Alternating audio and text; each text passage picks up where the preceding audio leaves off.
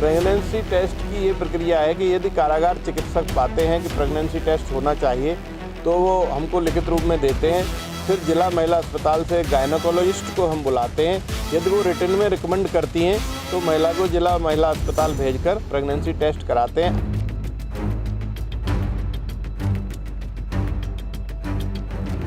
मुस्कान ने सरकारी वकील की मांग की थी, उसके बाद में अब साहिल भी सरकारी वकील की मांग कर रहा है, क्योंकि जेल प्रशासन का कहना है अभी तक इन दोनों आरोपियों से मिलने कोई भी इनके परिवार या जानकार जेल में अभी तक संपर्क नहीं साधा, ना कोई इनसे मिल पाया।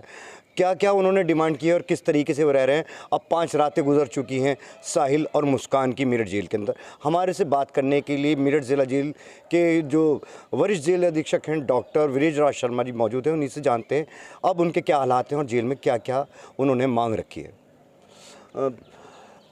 डॉक्टर साहब, ये जो मुस्कान है उसने सरकारी वकील की मांग की थी, अब उसके बाद में साहिल ने भी सरकारी वकील की मांग की है, कि कितनी सच्चाई है और क्या है?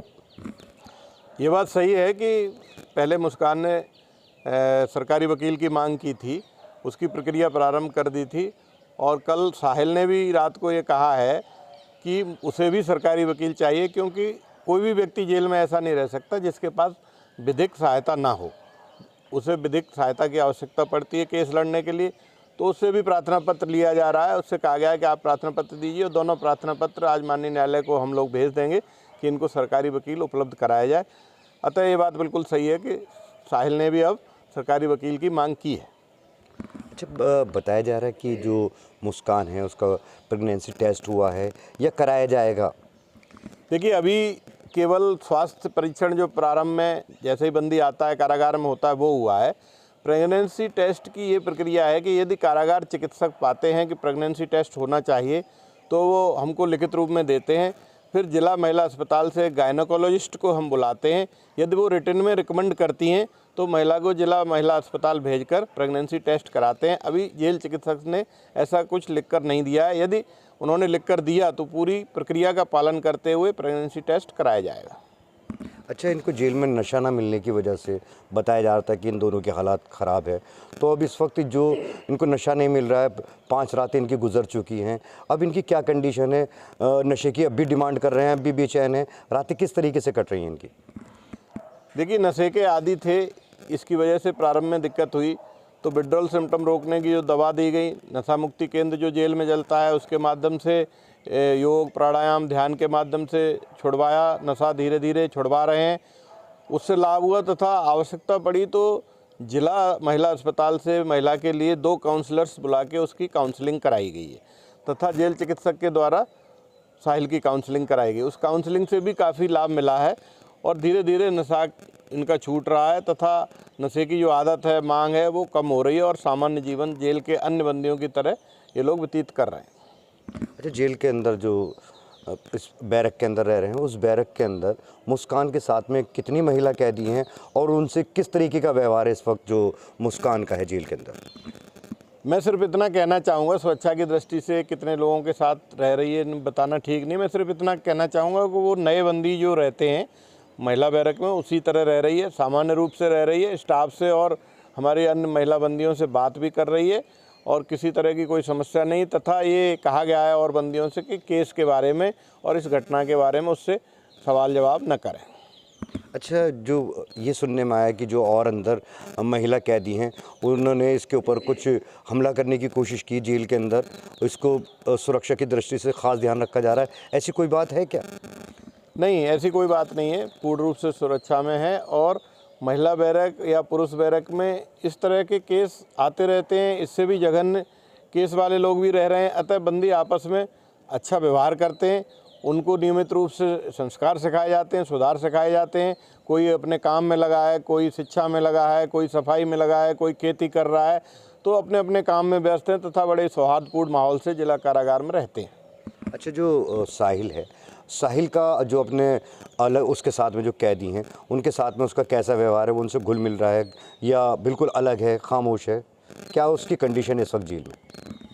देखिए, प्रारंभ में ये दोनों किसी से बात नहीं कर रहे थे। प्रत्येक व्यक्ति को, चाहे वो स्टाफ का हो, चाहे वो बंदी हो, प्रत्येक व्यक्ति को, कैदी हो, बंदी हो, सबको जो है ये समझ रहे थे कि शंका की दृष्टि से देख रहे थे। लेकिन जब से दवाएं दी, नशा मुक्ति केंद्र में उनको रख करके उपचार किया गया, काउंसलिंग कराई गई, तब से वो बात भी करना प्रारंभ कर दिए, खाना भी दोनों ने करना प्रारंभ कर दिया है। और उनके स्वास्थ्य में बेहतरी का प्रमाण सबसे बड़ा यही है कि दोनों ने सरकारी वकील मांगा है। इससे सिद्ध होता है कि अब वो सचेत हैं अपने केस के प्रति और अपना केस सरकारी वकील के माध्यम से लड़ना चाहते हैं। इन्होंने कोई इस तरीके के साक्ष्य भी प्रस्तुत किए हैं जिसके अंदर ये साबित होता हो कि ये दोनों पति पत्नी हैं? क्योंकि बताया जा रहा था कि जिस दौरान ये घूमने गए हैं तो वहाँ इन्होंने शादी कर ली है। नहीं, अभी दोनों ने इस तरह का कोई साक्ष्य प्रमाणित नहीं दिया है जो कि विधिक रूप से प्रमाणित हो, न कहा है कि वो पति पत्नी है, ऐसा अभी दोनों ने नहीं कहा है, न कोई साक्ष्य दिया है। अगर वो ऐसा साक्ष्य दे पाते हैं तो तब क्या इनकी मुलाकात होनी संभव है? देखिए, कारागार में केवल उन्हीं लोगों की मुलाकात होती है या तो रक्त से जो संबंधित होते हैं, जैसे बाप बेटा, माँ बेटी, माँ बेटा, या पति पत्नी का जो रिश्ता होता है। यदि ऐसा कोई साक्ष्य जो विधिक रूप से पति पत्नी के रूप में मान्य है तो उस पर नियमानुसार जेल मैनुअल के अनुसार कार्रवाई की जाएगी। जो सुविधाएं अन्य बंदियों को मिलती हैं उनको भी मिलेगी। तो क्या इस तरीके के अगर रिश्ते होते हैं तो उसके अंदर मुलाकात कितने समय में हो सकती है और क्या उसके वो विधिक है? जेल मैनुअल के अनुसार 15 दिन में जो बंदी रक्त संबंध वाले या जो बंदी पति पत्नी हैं वो बंद हैं तो उनकी मुलाकात हम लोग कराते हैं ताकि उनके अंदर डिप्रेशन, फ्रस्ट्रेशन ना आ सके, अपना जो केस है उसके बारे में डिस्कस कर सकें, परिवार के बारे में डिस्कस कर सकें। तो जो सुविधाएं अन्य बंदियों को दी जाती हैं उनको भी दी जाएंगी। अच्छा, जेल में सज़ा के दौरान अगर ये मुस्कान और साहिल अगर ये चाहते हैं कि ये दोनों आपस में शादी कर लें तो क्या ऐसा संभव है कि जेल में रहते हुए इन दोनों की शादी की जा सकती है? नहीं, इस तरह का कोई प्रावधान नियमों में और जेल मैनुअल में नहीं है। इस तरह की कोई बात जब आएगी तो विधिक राय ली जाएगी, उच्च अधिकारियों से राय ली जाएगी, तत्पश्चात कार्रवाई की जाएगी। अच्छा, जिस वक्त ये इनको जेल के अंदर ये आए थे तो उस वक्त इसका मुस्कान का कितना वज़न था और साहिल का कितना वज़न था और अब कितना वज़न है?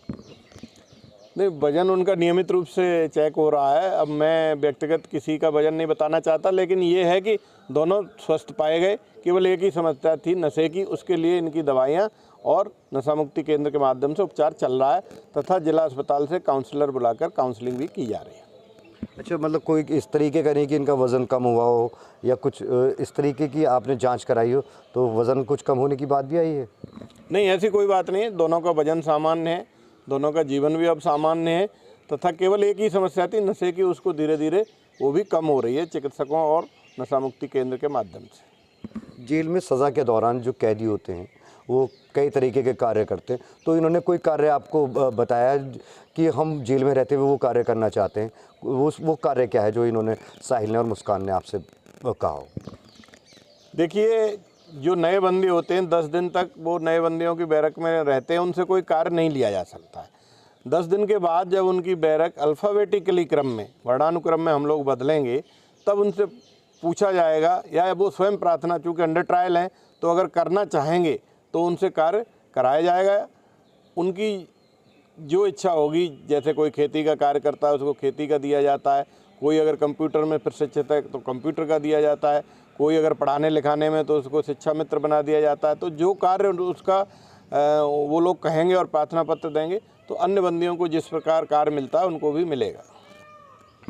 ये थे हमारे साथ वरिष्ठ जेल अधीक्षक डॉक्टर वृद्धराज शर्मा, जिन्होंने बताया कि अब मुस्कान के बाद में साहिल ने भी कानूनी मदद मांगी है और सरकारी वकील की मांग की है